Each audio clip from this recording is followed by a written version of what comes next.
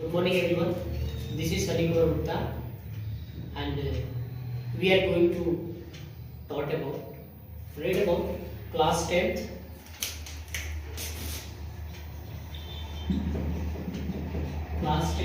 Light.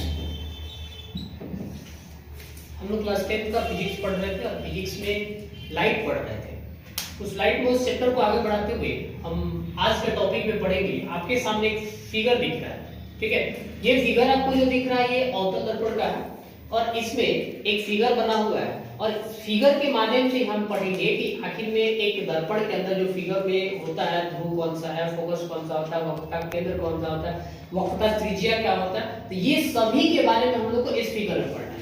और इसी figure के अकॉर्डिंग हम लोग टॉपिक वाइज टॉपिक ये सभी चीजों को क्या करेंगे, राइट डाउन करते चलेंगे, ठीक है। बट सबसे पहले हम इस टोटल फिगर के बारे में आपको ध्यान से सुनिएगा, सबको बताते हैं। पहला टॉपिक क्या है, देखिए ये एक दर्पण बना हुआ, ठीक है।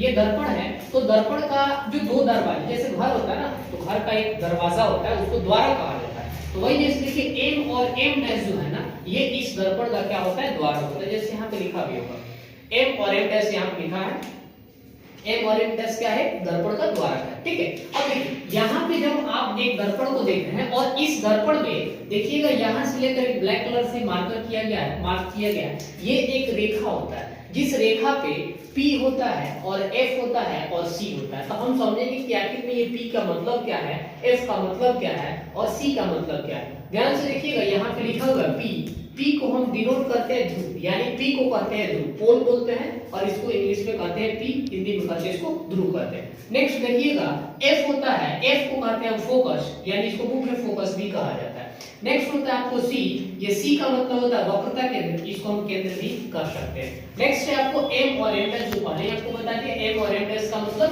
ये दर्पण का क्या कहा जाता है, ये द्वार कहा जाता है। दर्पण का द्वार M और M डैश होता है। फिर आप देखिएगा यहाँ पे ये PC है, तो PC का मतलब देखिए ये P और C के बीच की दूरी को, P और C के बीच की दूरी को हम कहते हैं वक्रता त्रिज्या, जिसको हम r से छोटा r से सूचित करते हैं। यानी P वक्रता त्रिज्या जो होता है P और C के, यानी P और C के बीच की दूरी को वक्रता त्रिज्या कहते हैं, जिसको हम r से डिनोट करते हैं। नेक्स्ट आता है आपको P और F के बीच की दूरी को क्या कहते हैं, तो P और F के बीच की दूरी को हम कहते हैं फोकस दूरी, जिसको हम छोटा वाले f से डिनोट करते हैं। नेक्स्ट आपको पूछता है PC, ये देखिए अभी आपको बोले P और C, यहां से लेकर यहां तक जो एक लाइन खींचा गया रेखा, उस रेखा को हम कहते हैं मुख्य अक्ष, यानी कि प्रधान अक्ष, इसी को कहा जाता है। अब देखिए बात आता है कि जब एक दर्पण पे इतने सारे बिंदु दिख रहे हैं, बट हमने तो अभी बताया आपको P का मतलब हो गया पोल, यानी इसको हम कहते हैं ध्रुव। उसके बाद होता है F को कहते हैं फोकस। अब ये होता है C, यानी C को कहते हैं वक्रता केंद्र, या इसको क्या कहते हैं, वक्रता केंद्र या केंद्र इसको कहते हैं, ठीक है। अब उसके बाद था क्या, P और F के बीच में जो डिस्टेंस है, जो दूरी है, इसको हम लोग क्या कहते हैं, तो इसको हम कहते हैं क्या, P और F के बीच की दूरी को हम कहते हैं फोकस दूरी, इसको हम कहते हैं फोकस दूरी, जिसको डिनोट करते हैं किसी से, छोटा वाले। और ये C और P के बीच की दूरी को हम लोग कहते हैं, जो उसको कहते हैं वक्रता त्रिज्या, वक्रता त्रिज्या कहते हैं इसको, वक्रता त्रिज्या। और इसको P और C के बीच की दूरी को वक्रता त्रिज्या कहते हैं, जिसको हम r से डिनोट करते हैं, ठीक है। अब बात रहा कि और इसके आगे और इसमें क्या पढ़ना है। देखिए किसी माध्यम से आने वाला जो प्रकाश से किरण होता है ना, तो दर्पण पे कहीं ना कहीं आपतित होता है। और आपको इस टोटल चैप्टर में, इस टोटल पॉइंट में आपको पढ़ना है 6, यानी 6 जगहों पे हम वस्तु को रखेंगे, तो ये पता चलेगा कि वस्तु को हम कब कहाँ रखते हैं, तो उसका प्रतिबिंब कहाँ बनता है, हमें ये भी देखना है। तो ये फर्स्ट नंबर देखिए हमने लिखा, फर्स्ट नंबर पे फर्स्ट में लिखा यहाँ पे अनंत, यानी जब हम किसी वस्तु को अनंत पे रखेंगे तो उसका प्रतिबिंब कहाँ बनता है।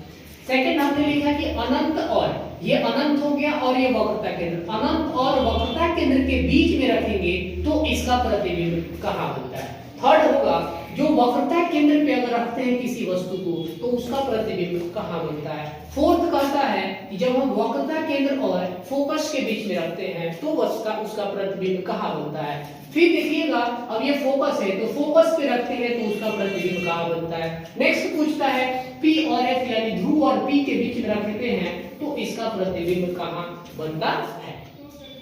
अब ध्यान से समझिएगा इसको, जब ये 6 6 स्टेप होता है, यानी 6 जगहों पे रखेंगे तो सबका स्थिति प्रतिबिंब की अलग होती है। कोई बड़ा बनेगा, कोई छोटा बनेगा, कोई बराबर बनेगा, कोई उल्टा बनेगा, ये बात होता है। अब देखिए बात यहाँ पे है कि जब हम अनंत पे रखेंगे तो इसका प्रतिबिंब कहाँ बनेगा। तो देखिए जब ये आप दूर था, अनंत था, तो हम शुरुआत इधर से करते हैं, यानी ये वस्तु का जो क्या है, ये प्रतिबिंब बनना है, ये जो भी बनना है यहाँ पे ये वस्तु का प्रतिबिंब बनना है। फर्स्ट में हमने रखा वस्तु को अनंत पे रखा, तो इसका प्रतिबिंब जो है कहाँ पे बनेगा, इसका जो प्रतिबिंब है आपके फोकस पे बनता है। इसका प्रतिबिंब कहाँ बनेगा, फोकस पे बनता है। यानी फर्स्ट में जब हम वस्तु को अनंत पे रखते हैं तो उसका प्रतिबिंब फोकस पे बनता है। सेकंड में होता है कि अनंत और वक्रता केंद्र के बीच रखते हैं तो उसका कहाँ बनता है, तो उसका प्रतिबिंब, ध्यान दीजिएगा ये आपको यहाँ सेकंड नंबर जो दिख रहा है यानी C और F के बीच बनता है। यानी सेकंड नंबर का जो अनंत और वक्रता केंद्र के बीच रखते हैं तो उसका प्रतिबिंब C और F के बीच बनता है। थर्ड पूछता है कि जब वक्रता केंद्र पे रखते हैं तो उसका प्रतिबिंब कहाँ बनता है, तो उसका प्रतिबिंब जस्ट इसी के नीचे यानी कि वक्रता केंद्र पे बनता है। ठीक है, वक्रता केंद्र पे रखते हैं तो वक्रता केंद्र पे ही बनता है। उसके बाद फोर्थ नंबर पूछता है जब आप प्रतिबिंब, जब वस्तु को वक्रता केंद्र और F के बीच में रखते हैं तो उसका प्रतिबिंब कहाँ बनता है, तो अनंत और वक्रता केंद्र के बीच बनता है। फिफ्थ नंबर पूछता है जब आप वस्तु को फोकस पे रखते हैं तो उसका प्रतिबिंब कहाँ बनता है, यानी जब आप वस्तु को फोकस पे रखते हैं तो उसका प्रतिबिंब आपको अनंत पे बनता है, यानी इसको अनंत पे बनता है। ठीक है, लास्ट टॉपिक बचा इसका कि P और F के बीच, यानी जब P और F के बीच रखते हैं तो इसका प्रतिबिंब दर्पण के पीछे बनता है।